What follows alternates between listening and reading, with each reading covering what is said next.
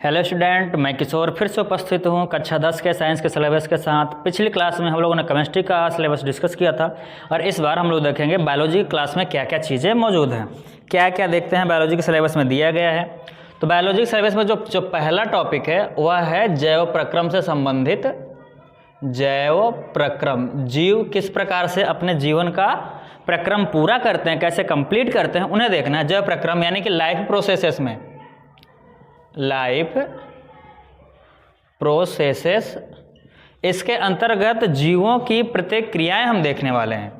जैसे कि अगर हम बात करें पादप, तो पादप किस प्रकार से अपना पोषण प्राप्त करते हैं, किस प्रकार से उनमें उत्सर्जन होता है, उनके अंदर होने वाले श्वसन को भी देखा जाएगा और किस प्रकार से उनके अंदर परिवहन होता है।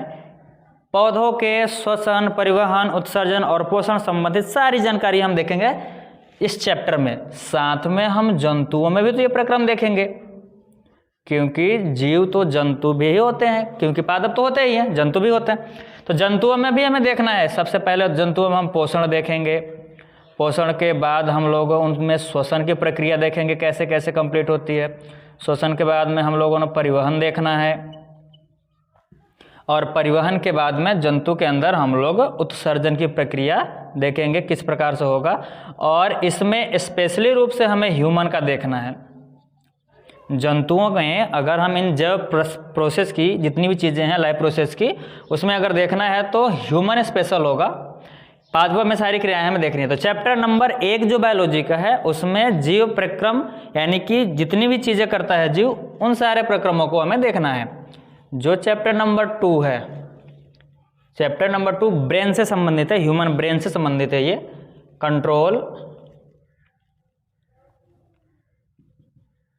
Control and coordination.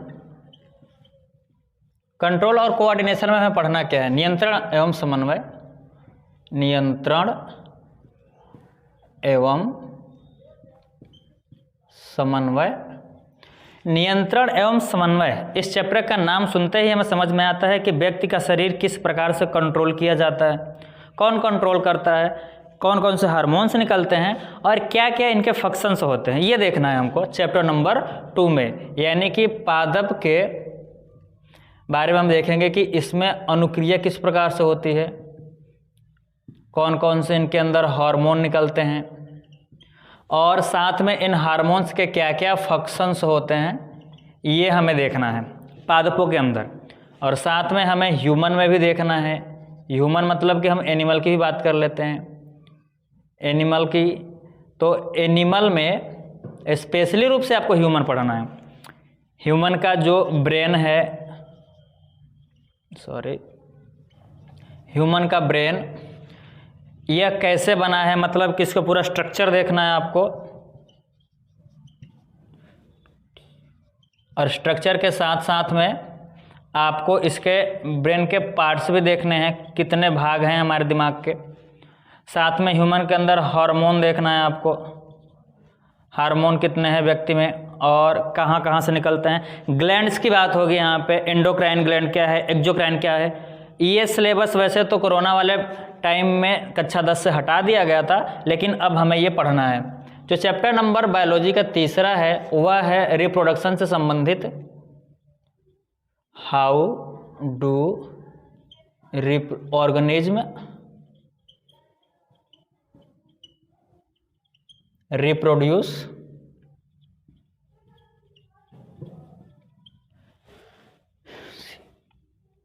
कैसे व्यक्ति जनन करते हैं। इसका अर्थ होता है जीव जनन कैसे करते हैं।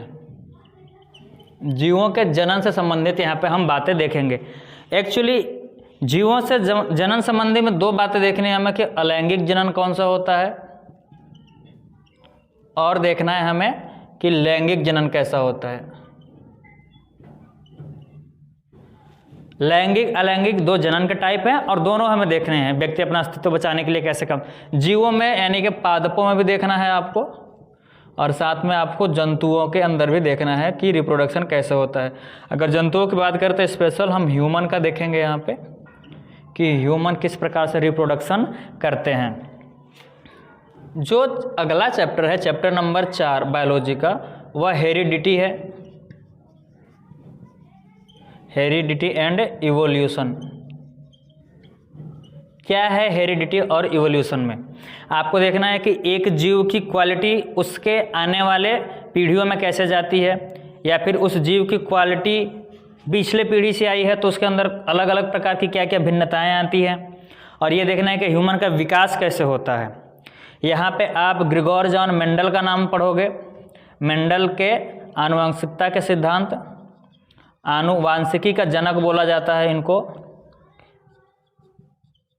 जनक। इन्होंने मटर के ऊपर प्रयोग किया था और प्रयोग करने के बाद अपने सिद्धांत दिए थे। तो मेंडल के सिद्धांत पढ़ने हैं हमको, मेंडल के 3 सिद्धांत पढ़ने हैं हमें। उन्होंने 3 जो रूल दिए आनुवंशिकता से संबंधित, वो सारी सिद्धांतें हमें यहाँ पे पढ़नी है। इसके बाद में हमें यहाँ पे इवोल्यूशन पढ़ना है। इवोल्यूशन से लैमार्क ने जो बातें कही थी, लैमार्कवाद पढ़ना है आपको, और इवोल्यूशन से संबंधित आपको डार्विनवाद भी पढ़ना है। यानी कि लैमार्क ने कहा क्या कहा, डार्विन ने क्या कहा, इन सारी बातों को हमें बायोलॉजी के चैप्टर नंबर 4 में पढ़ना है। लैमार्क और डार्विन के बाद में ह्यूगो डू ब्रीज का भी हम डिस्कस कर सकते हैं, जो नए नए वैज्ञानिक हैं उनको। तो कुल मिलाकर कक्षा 10 के बायोलॉजी का जो सिलेबस है वो कक्षा 9 के बायोलॉजी के सिलेबस से थोड़ा अलग है, और यहाँ पर हम बहुत सारी चीज़ों को पढ़ेंगे। पहले जैव प्रोसेस में हम काफ़ी, ये चैप्टर वैसे काफ़ी लंबा है, काफ़ी दिनों तक चलने वाला है। ये कोरोना टाइम में कट गया था, लेकिन फिलहाल हमें ये पढ़ना पड़ेगा, और काफ़ी सारी बातें यहाँ सीखने को मिलेगी चैप्टर नंबर 2 में हमें। और जीव कैसे जनन करते हैं अपने अस्तित्व को बचाने के लिए, इसमें हमें पढ़ना है। और ये चीज़ें भी काफ़ी इंटरेस्टिंग होंगी, क्योंकि नई नई जानकारियाँ मिलेंगी आपको, सीक्रेट जानकारियाँ। और मेंडल आनुवंशिकता का सिद्धांत जो दिए थे उन्हें पढ़ना है, और साथ में हमें डार्विनवाद भी देखना है। तो कुल मिलाकर जो 4 चैप्टर हैं बायोलॉजी के, यहाँ से हमें 25 नंबर के क्वेश्चन मिलेंगे साइंस के पेपर में। साइंस के पेपर का जो केमिस्ट्री वाला पार्ट था, इस केमिस्ट्री वाले पार्ट में हमें कुल मिलाकर के 20 नंबर के क्वेश्चन वहाँ से देखने थे, 20 नंबर क्वेश्चन वहाँ से मिलेंगे। लेकिन इन 4 चैप्टरों में बायोलॉजी हमें कितना नंबर का दे देगा? बायोलॉजी सजीव हैं भाई, सजीव हैं तो अपने बारे में तो पढ़ना जरूरी है ना, इसलिए ज़्यादा मार्क का आता है। कै नंबर का? 25 नंबर का।